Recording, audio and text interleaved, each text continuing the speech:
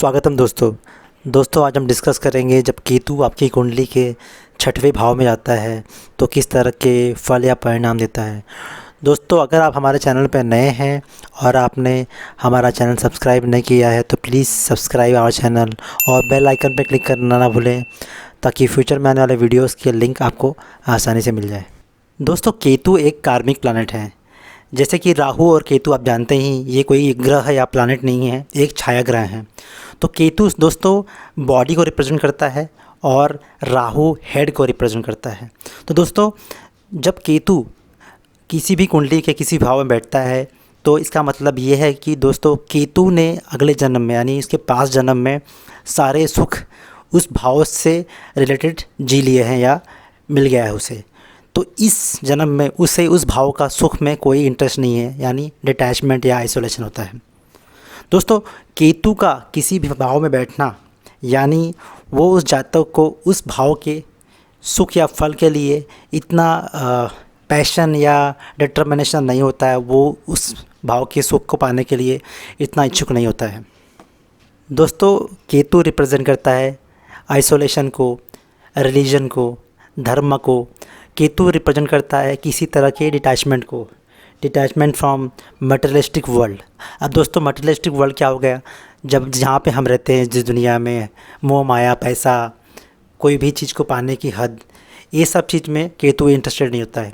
Ketu interested होता है मोक्ष में, रिलीजियस पाथ में, लाइफ में किस तरह से आप अपने रिलीजन को या अपने धर्म को इम्प्रूव करें, अपने अंदर की अंतरात्मा को कैसे अचीव करें, इस तरह के कर्म में केतु इंटरेस्टेड होता है। 6th हाउस यानी छठा हाउस रिप्रेजेंट करता है एनिमीज़ को, आपके जीवन के ऑब्स्टिकल्स को।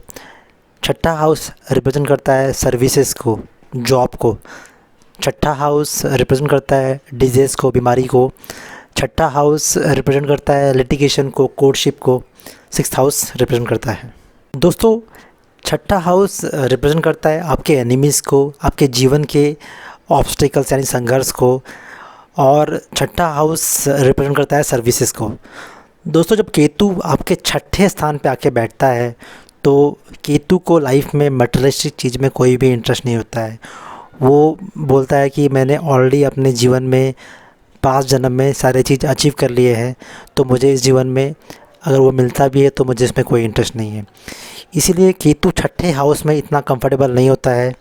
और केतु जब छठे हाउस में बैठता है तो ऐसे जातक नॉर्मली किसी से एनिमी नहीं होते हैं या वो इस चीज़ों से दूर रहते हैं। उन्हें अपने ही ज़िंदगी में, अपने जीवन में या अपने आदत में या अपने लाइफ को जानने में इंटरेस्ट होता है। तो ऐसे जातक किसी से दुश्मनी या किसी से ख़राब रिलेशनशिप नहीं बनाते हैं। और ऐसे जातक को देखा गया कि ये अपने जीवन में सोशल वर्क पे ध्यान देते हैं, या किसी का हेल्प करना, किसी का मदद करना, फ्री ऑफ कॉस्ट किसी की सेवा करना, उसमें ज़्यादा ध्यान देते हैं।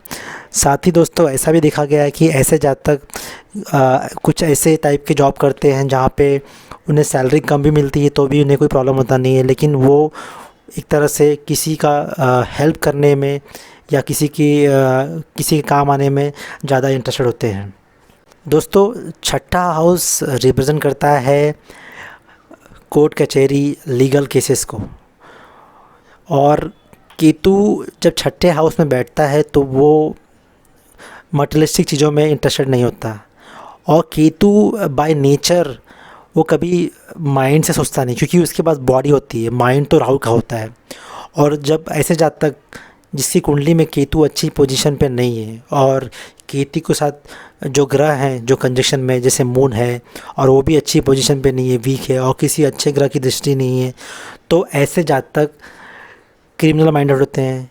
ये जब कोई काम करते हैं, जो क्राइम करते हैं, तो सोचते ही नहीं है इसकी कॉन्सिक्वेंसेस क्या होंगे या उसके परिणाम क्या होंगे। वो ब्लाइंडली वो चीज़ करते हैं और उन्हें उसका कोई पछतावा नहीं होता है। तो ऐसे जातक बहुत डेडली क्रिमिनल्स होते हैं, जो साइकोटिक टाइप के क्रिमिनल्स होते हैं, जो लाइफ में ऐसा कुछ करते हैं जिसका उन्हें कुछ पछतावा नहीं होता है।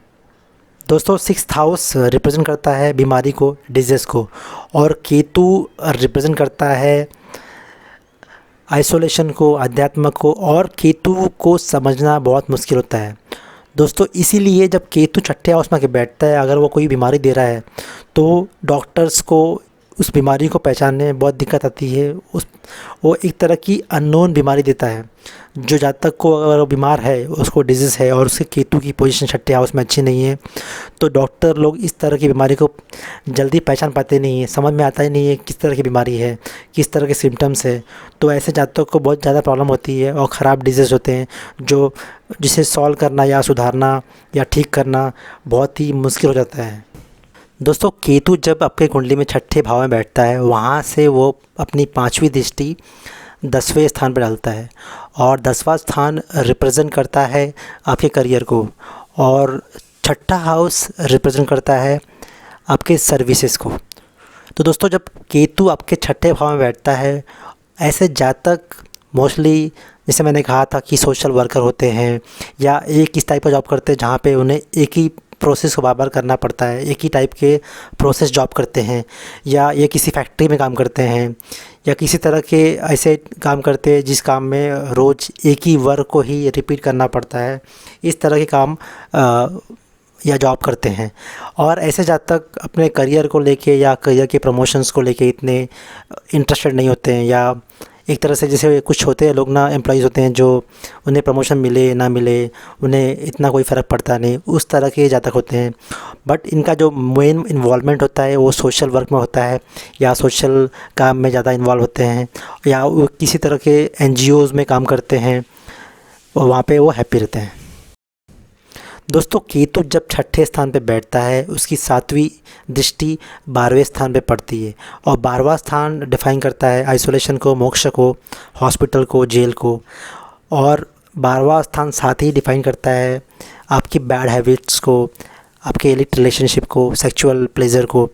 तो दोस्तों ऐसा देखा गया है जब छठे स्थान पे केतु बैठता है तो ऐसे जातक नॉर्मली गलत संगत में फंस जाते हैं या गलत चीज़ों का इन्हें एडिक्शन हो जाता है। किसी भी चीज़ का एडिक्शन भी छठे हाउस में केतु जब बैठता तो होता है, क्योंकि 12वें स्थान पे राहु बैठा होता है और जब ये दोनों प्लैनेट्स 12वें स्थान पे होते हैं या दिखते हैं, इसके कारण ये जातक किसी भी अल्कोहलिक हैबिट या स्मोकिंग की हैबिट या कोई और गंदी जो हैबिट्स होती है उसमें पड़ जाते हैं और इसे छोड़ना बहुत ही डिफ़िकल्ट हो जाता है इन लोगों के लिए और इससे इनकी लाइफ में बहुत प्रॉब्लम्स होती हैं और ये जातक बहुत ही ज़्यादा स्ट्रगल करते हैं इन सब चीज़ों को लेके। दोस्तों केतु छठे स्थान पे बैठ के अपनी 9वीं दृष्टि दूसरे स्थान पे डालता है और दूसरा स्थान डिफ़ाइन करता है आपके फैमिली को, आपकी आवाज़ को, आपकी सेविंग्स को। तो दोस्तों जब केतु छठे स्थान पे बैठता है तो ऐसे जातक अपने सेविंग्स को लेके इतना, वेल्थ को लेके इतना इंटरेस्टेड नहीं होते हैं। साथ ही ये भी देखा गया कि ऐसे जातक के फैमिलीज़ से वो काफ़ी डिटैच होते हैं या अपनी फैमिली से इतना इमोशनली अटैच होते नहीं हैं, या ये किसी काम के लिए अपने जॉब के कारण या किसी के कारण अपने फैमिली से बहुत दूर रहते हैं, जिससे इनका इतना इमोशनल बॉन्डिंग अपने फैमिली से नहीं होता। साथ ही दोस्तों ये भी देखा गया है कि दूसरा हाउस रिप्रेजेंट करता है आपकी आवाज़ को। तो दोस्तों अभी ऐसे जातक जिनकी कुंडली में केतु छठे स्थान पे होता है, तो ये लोग ये इतना किसी से कम्युनिकेशन करने में या किसी से बात करने में ये इतना इंटरेस्टेड नहीं होते। ये ज़्यादा तौर पे नॉर्मली अपने आप में ही खुश रहते हैं या अपने आप में ही मगन रहते हैं, इन्हें किसी से कम्युनिकेशन में करने में कोई भी इंटरेस्ट नहीं होता। दोस्तों ये था मेरा एनालिसिस केतु इन 6th हाउस। अगर आपको ये वीडियो पसंद आया है तो लाइक कीजिए, कमेंट कीजिए और बेल आइकन पर क्लिक करना ना भूलें ताकि फ्यूचर में आने वाले वीडियोस के लिंक आपको आसानी से मिल जाए। धन्यवाद।